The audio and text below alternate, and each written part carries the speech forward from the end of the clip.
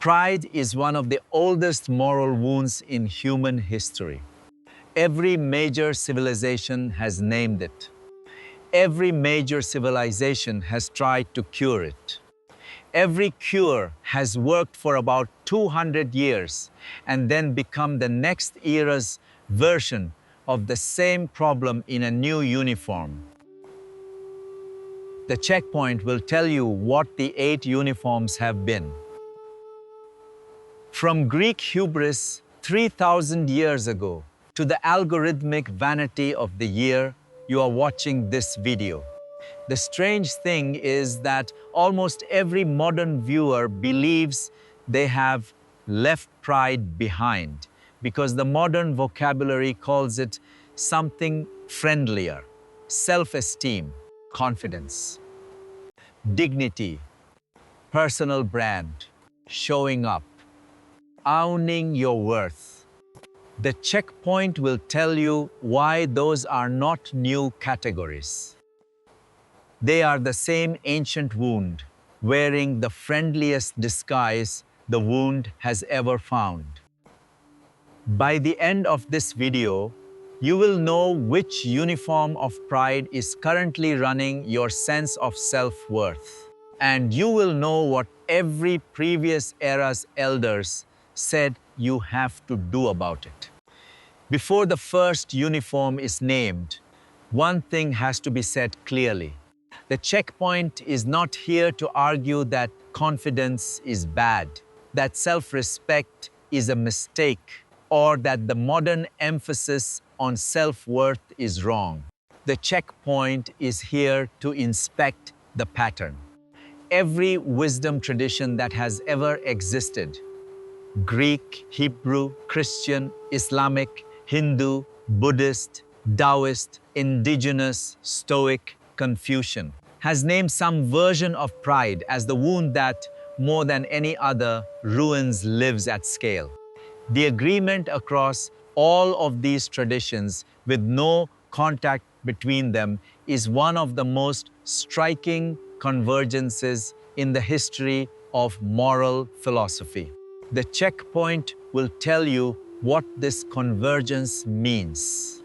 There is something in the human nervous system that, when left unsupervised, reliably produces the same wound: an overestimation of the self, a misallocation of weight to the small self, a forgetting of one's actual scale. Every era has named it differently. Every era's cure has eventually become a new uniform for the same wound. The checkpoint will now inspect each uniform in order. Most people never notice this. Era 1, the Greek hubris. The Greek tragic tradition, from Homer through Aeschylus, Sophocles, Euripides, built almost the entire dramatic literature of the ancient Mediterranean around one wound: hubris. Hubris is usually translated as pride, but the translation is too small. Hubris is the act of forgetting your own scale and assuming that the small mortal self can occupy a position the cosmos has reserved for something larger. Every Greek tragic hero falls because of the same move: Oedipus, Agamemnon, Prometheus, Achilles, Antigone. Each takes a position that was not theirs to take. The gods, who in Greek tragedy are usually less moral than mathematical, simply restore the proportion. The checkpoint will tell you what was new in this era. For the first time, pride was named as a cosmic problem, not a personality flaw, but a violation of the order of the universe. The cargo, the first systematic moral framework in Western history, built around the warning, "Know your scale." The cure available in this era was the Delphic inscription, "Gnothi sioten," know thyself, which the Greek tradition meant as, Know your mortal limits. Not as the modern find your authentic self that came 2000 years later.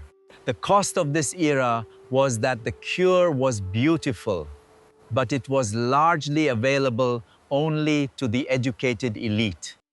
The slave, the farmer, the soldier did not have time to absorb the tragic teaching. Pride spread anyway. Era 2. Hebrew pride. In the Hebrew prophetic tradition, particularly in Isaiah, Jeremiah, and the Psalms, pride is named with great frequency and great seriousness. But the framing is different from the Greek. The Hebrew word ga'ava, pride, is condemned not because it is a violation of cosmic proportion, as in the Greek, but because it is a forgetting of the source. The proud person has forgotten that they did not give themselves their breath, their gifts, their place. They are acting as if they were the cause of what they were given. The checkpoint will tell you what was new in this era. For the first time, pride was named as a theological problem, a failure of right relationship with the one who gave you the life you are taking credit for. The cargo, the first systematic moral framework built around gratitude as the necessary antidote. The cure available in this era was the daily blessing tradition, the morning blessings, the blessings before eating, the blessings after eating, a continuous structured practice of acknowledging the source so that pride had no quiet hour in which to install itself. The cost of this era was small. The Hebrew tradition produced one of the most enduring anti-pride architectures in human history, and most observant Jewish life still carries it. Area 3. Christian original sin. The early Christian tradition, particularly through Augustine in the late 4th and early 5th centuries, made an extraordinary theological move. Pride was not just one sin among many. Pride was the root of all sin. Augustine, in the City of God, argued that the fall, Adam and Eve eating the fruit, was driven by pride. The serpent's promise was, "You will be like gods." Every other sin in the moral inventory, Augustine argued, was a variation of the same underlying move, the small self trying to be larger than it actually is. By Pope Gregory the Great in the late 6th century, this had been formalized into the 7 deadly sins, and pride sat at the top as the source of the other 6. The checkpoint will tell you what was new in this era. For the first time, pride was named as the engine of every other moral failure, not a problem alongside others, the problem behind all others. The cargo, a 1,000-year European moral architecture in which the daily examination of conscience, the sacrament of confession, the monastic vow of humility, and the cardinal virtue of humilitas were all built around suppressing the single wound the tradition believed produced every other.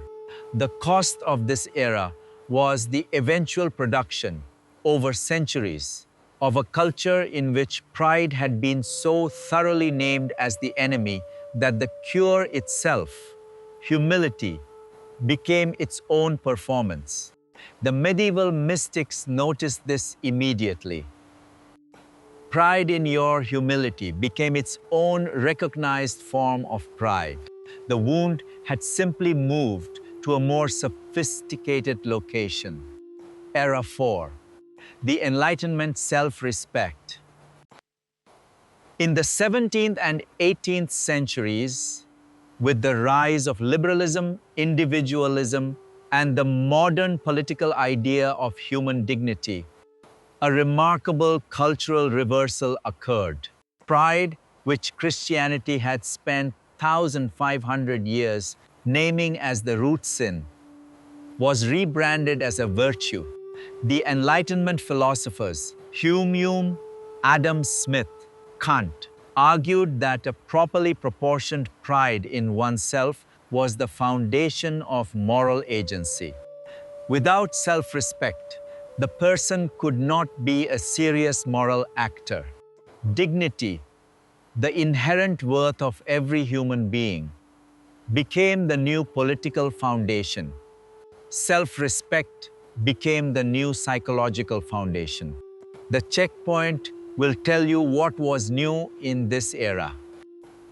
For the first time, the cultural project was no longer to suppress pride. The cultural project was to correctly proportion it. The cargo, the modern political concept of human rights, the modern psychological concept of self-respect, the modern educational concept of teaching children to value themselves. The cost of this era was that the suppression cure of the Christian era was abandoned without a replacement architecture. The new framework said pride was good in the right amount.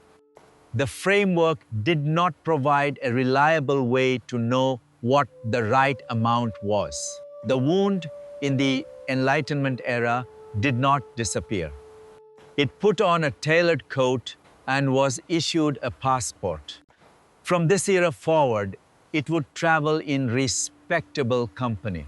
Era 5, Romantic Dignity.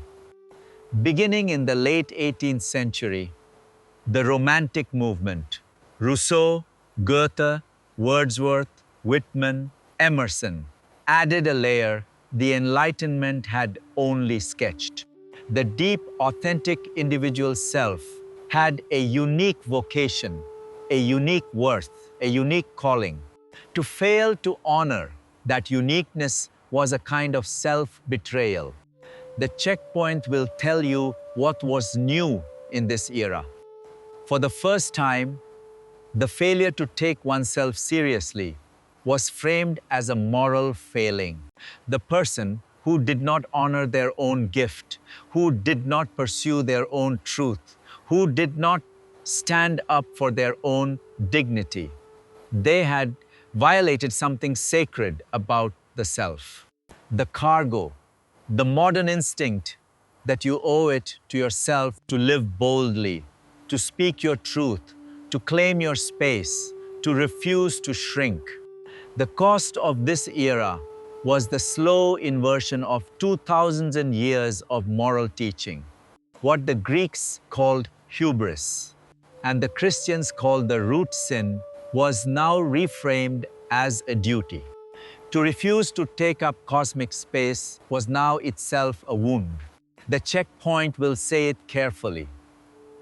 There was real value in the romantic correction. The Christian era had produced too much shrinking, too much false humility, too much self-suppression in populations that had genuine gifts being stifled.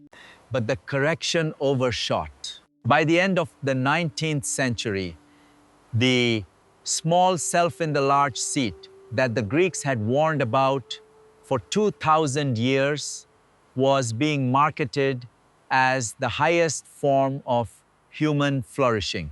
Era 6. Modern self-esteem. In the 20th century, particularly from the 1960s onward, the Romantic framework was translated into a clinical and educational language. Self-esteem.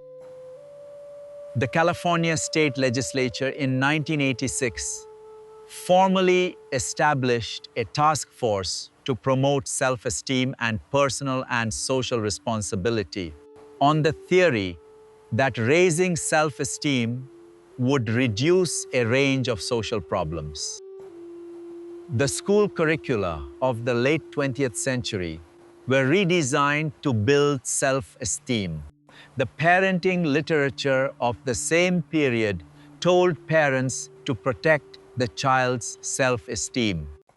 The therapy literature treated low self-esteem as one of the major underlying conditions of modern unhappiness. The checkpoint will tell you what was new in this era. For the first time, the cultivation of high self-regard was treated as a public health priority. The cargo, a generation raised on the assumption that they were exceptional, that their feelings were authoritative, that their preferences were entitled to deference, and that low self-esteem was the explanation for most psychological suffering. The cost was significant. By the late 1990s, the empirical research had largely failed to support the original self-esteem hypothesis. Roy Baumeister's 2003 paper, Does High Self-Esteem Cause Better Performance, Interpersonal Success, Happiness, or Healthier Lifestyles, which surveyed decades of evidence, found that high self-esteem was associated with almost none of the benefits the movement had promised, and was associated in some populations with increased narcissism and decreased empathy. The checkpoint will say it directly. The self-esteem era did not produce a generation of confident, happy, accomplished people. It produced a generation more confident about themselves and not noticeably better at anything else. The wound had successfully installed itself inside the very framework designed to address it. The cure had become a delivery mechanism for the disease. Era 7. Therapeutic confidence. By the 2000s and 2010s, the self-esteem framework had matured into a more sophisticated and emotionally intelligent version. The confidence and boundaries and self-worth literature that dominates the contemporary therapeutic culture. The language softened. The framing got smarter. Instead of "you are exceptional," the message became "you deserve to take up space." Instead of "love yourself," the message became "honor your worth." Instead of "believe in yourself," the message became "trust your intuition." The checkpoint will tell you what was new in this era. For the first time, pride had been so thoroughly rebranded as self-care and self-respect that the original word had almost disappeared from the popular vocabulary. The cargo. A generation of adults whose entire psychological vocabulary for the self was built around honoring, respecting, trusting, valuing, protecting, and defending the self, with very little remaining vocabulary for the older traditions warning about the small self in the large seat. The cost was the most subtle of any era's cost so far. The wound had not been treated. The wound had been given a wardrobe in which it could pass undetected through every modern professional, romantic, and social setting. The checkpoint will say it carefully. Much of the therapeutic confidence framework is genuinely valuable. Many viewers genuinely need to honor their worth, set their boundaries, stop apologizing for their existence. The checkpoint is not arguing against the medicine. The checkpoint is naming what almost nobody else will say. The medicine, prescribed at scale, with no accompanying framework for the older warning, has produced a culture in which the small self in the large seat is now the cultural default. And almost no one can see it because the language no longer contains the words to name it. Era 8. This is the era you are living in right now. Algorithmic vanity. Here is the real issue. The checkpoint will tell you what is new in this era. For the first time in human history, pride is no longer something the individual has to produce. Pride is being produced for the individual continuously by infrastructure that has been specifically engineered to amplify it, monetize it, and never let it stand down. The personal brand, the follower count, the view count, the like count, the carefully optimized self-presentation that every modern person is now expected to maintain across multiple platforms. The constant low-grade audition of the self in front of strangers. The checkpoint will say directly. Every previous era of pride asked the individual to produce the wound. The 8th era has built a global infrastructure that produces the wound for them, delivers it through a phone, and trains the body to need the delivery. The cargo of the 8th era is the first time in human history that the small self in the large seat is being paid for the misallocation. The algorithm rewards the post that elevates the self. The algorithm punishes the post that shrinks it. The body that produces content learns fast which moves are rewarded and which are not. The cost is unlike anything any previous era of pride produced. The 8th uniform has erased the distinction between the inner life and the audited self. Every photo is a candidate post. Every meal is a candidate caption. Every thought is a candidate hot take. The person who has been raised inside the 8th era cannot easily tell in any given moment whether they are doing something because it matters to them or because it would perform well. The checkpoint will note one thing the previous 7 eras' elders would have said immediately. The 8th uniform has solved a problem the previous 7 could never quite crack.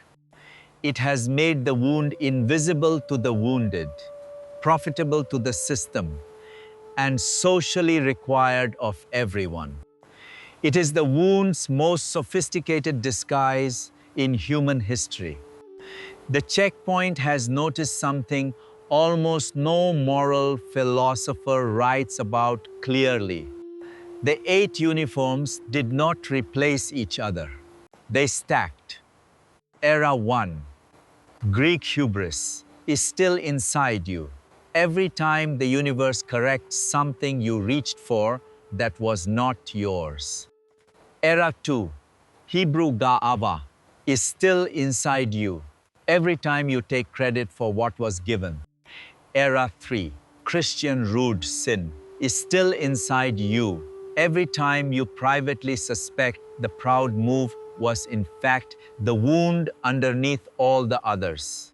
Era 4, Enlightenment, self-respect, is still inside you. Every time you instinctively defend your right to be considered. Era 5, romantic dignity, is still inside you. Every time you feel the obligation not to shrink, not to settle, not to refuse your own size. Era 6, modern self-esteem, is still inside you. Every time you treat your own feelings about yourself as authoritative evidence about your actual worth. Era 7, therapeutic confidence, is still inside you. Every time you frame taking up space as a sacred duty rather than a careful judgment. Era 8, algorithmic vanity, is the thin film on top of all of it. The new layer under which the older seven are all still firing. The body that is being asked to host all eight is the same body that the Greek poet Pindar was speaking to in 470 BCE when he said, "Do not seek to become Zeus." I lived for years inside the seventh and eighth uniforms and called it healthy. The vocabulary was confidence, worth, dignity, brand.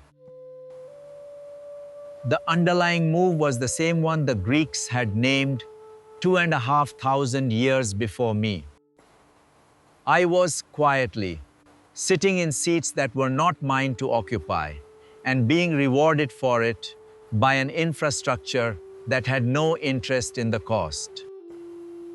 The first morning, I sat for 10 minutes and asked the older question, what is my actual scale in this body, in this room, in this life?